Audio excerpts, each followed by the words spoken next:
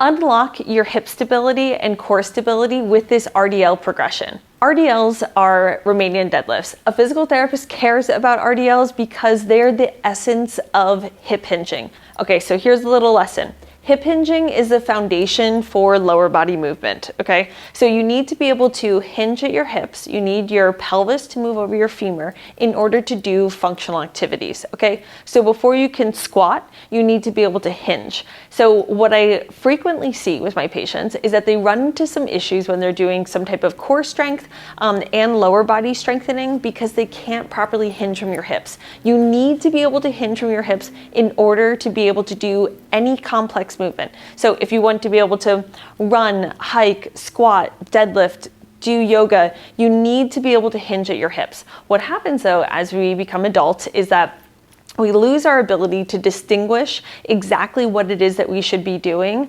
And the essence of a hip hinge is that you need to be able to keep your spine and pelvis stable as you move your pelvis on your femur, on your thigh bone, okay? Now, the thing though is that because of some tightness and some decreased strength, we lose that ability. So today I'm here to teach you this hip hinge progression. We are going to do 4 different exercises. They are going to all revolve around the Romanian deadlift, the RDL. That's essentially a hip hinge. So I'm going to go over the basics of it. We're going to do a 2-leg RDL. Then we're going to move to an asymmetrical RDL, then a rear foot elevated RDL, and finally a single leg RDL. You're going to be tempted to start with the single leg RDL. You see those all over the place. So if you're a runner, if you do any type of strength training, you see these single leg RDLs everywhere. Now, the thing though is that you're not actually going to get the benefit of that single leg RDL unless you've spent this time making sure that you have the proper mechanics, right? We need to make sure that you can move well from a fundamental perspective before we can start to challenge some of that stability, okay? So we're going to start with that 2-leg RDL and then progress from there. I'm going to give you guys an idea of exactly when you're ready to move on to the next exercise, and I'll also give you some recommendations for how you can pair these together and then progress from the 2-leg RDL to the single leg RDL. Let's get started. So the hip hinge, what we are going to focus on is moving our pelvis over our femur, okay? This is where the movement occurs. So my femur and my pelvis, these are the 2 parts that are involved. My spine is not involved. Well, my spine is only involved in so much that it's going to stay stable on my pelvis.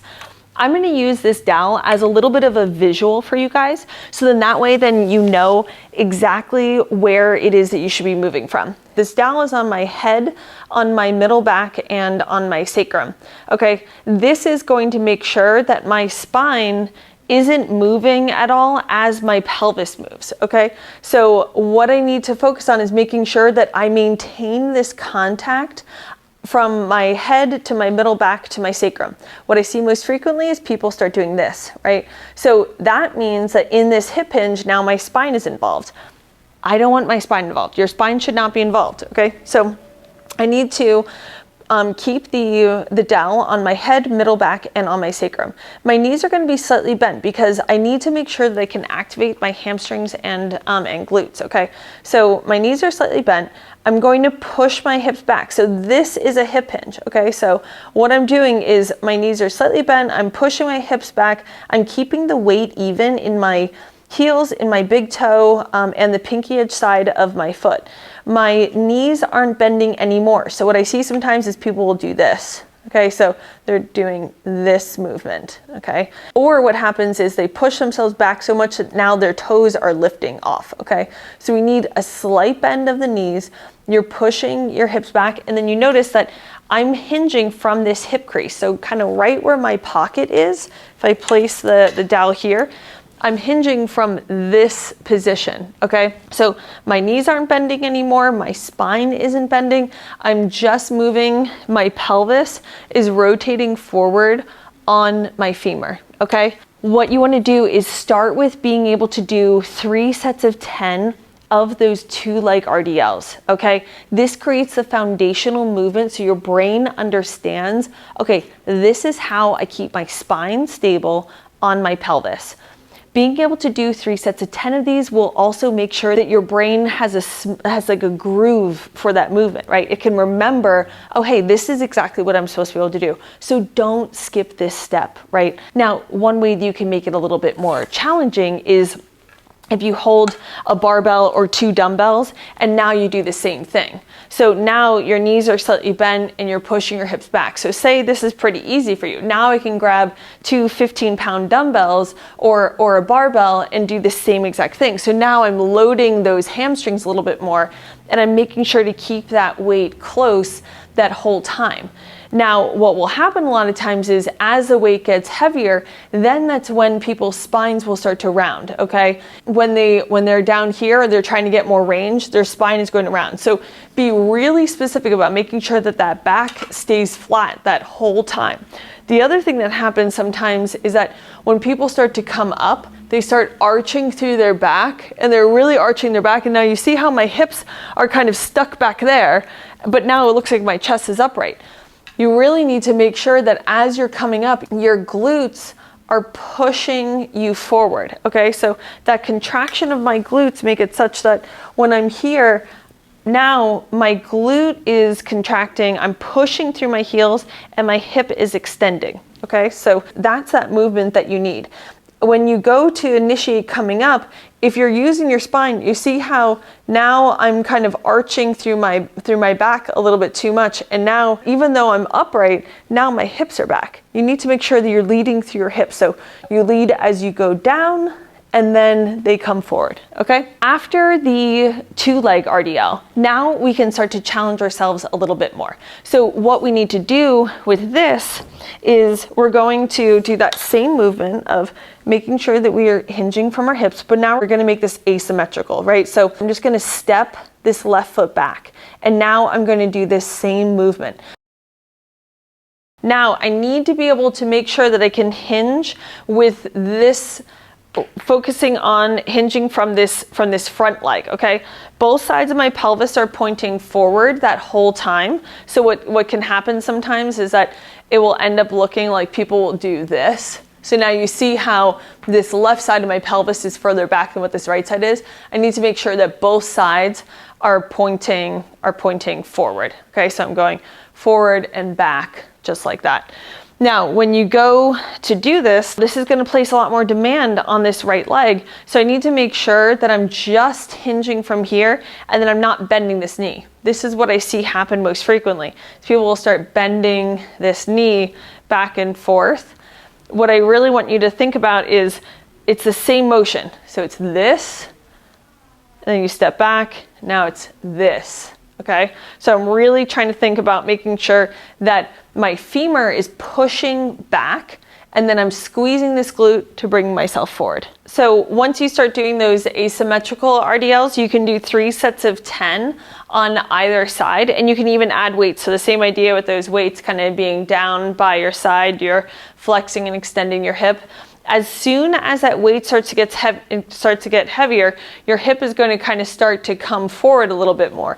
You want to make sure that that can push back, that as you go down and come back up. One of the most important things though is making sure that you're stepping this foot back and that you're putting your weight on that front leg.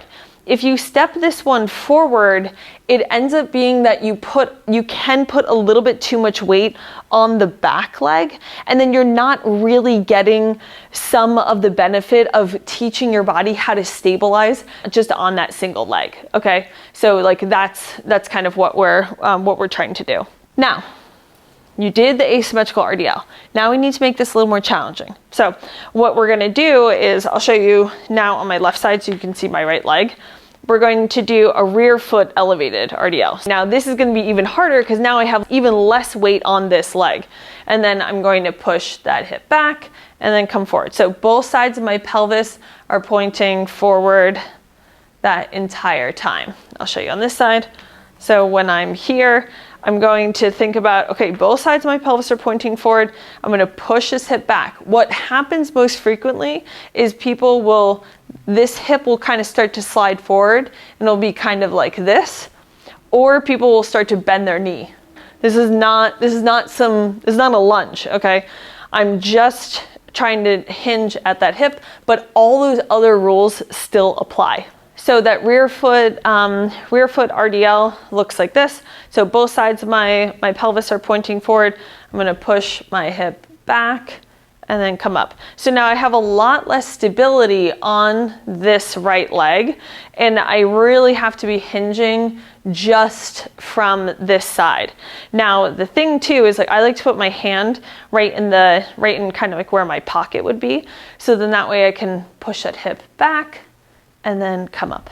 Same idea, 3 sets of 10 can be really helpful. But at this point, if you're doing the 2 leg RDLs with some weight, the asymmetrical RDLs, and now the rear foot elevated RDLs, what you can do is you can kind of start to mix and match. So do something like 2 sets of 10 of the RDLs with weight, 2 or 3 sets of 10, and then do a set of 10 with the asymmetrical RDLs, and then a set of 10 of the rear foot elevated RDLs. Say as those RDLs get too easy, then what you can do is either you can add weight, or what you can do is you can skip those, right? And you can just focus on a single side. So once you have the foundation of the RDL and you really want to focus on single leg stability, then you can do a set of 10 or 2 sets of 10 of the asymmetrical RDLs, and then move into the rear foot elevated RDLs for another 2 sets of 10 on each side.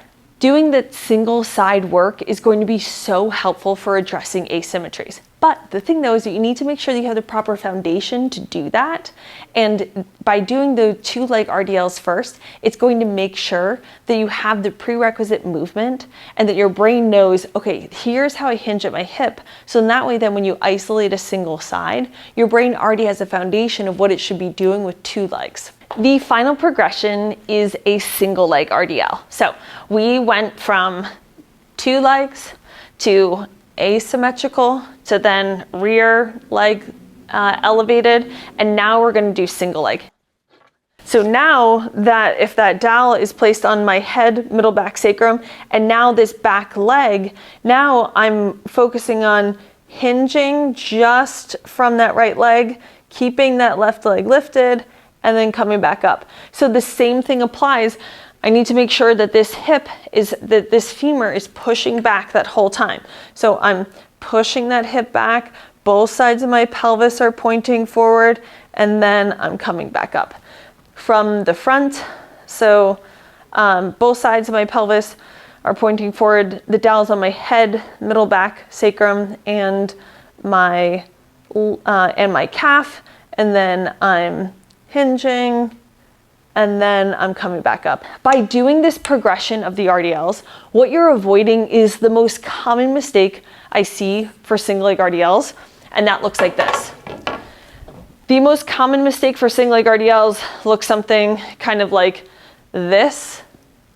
So my knee is way too bent, and I'm really just relying on my quad that whole time. What I really want you to do is your knee's just slightly bent, and then you're pushing this femur back. And that's where you're really able to focus on getting that glute to activate. That's what's going to help you to stabilize. That's how you're going to improve your running. That's how you're going to improve your hiking.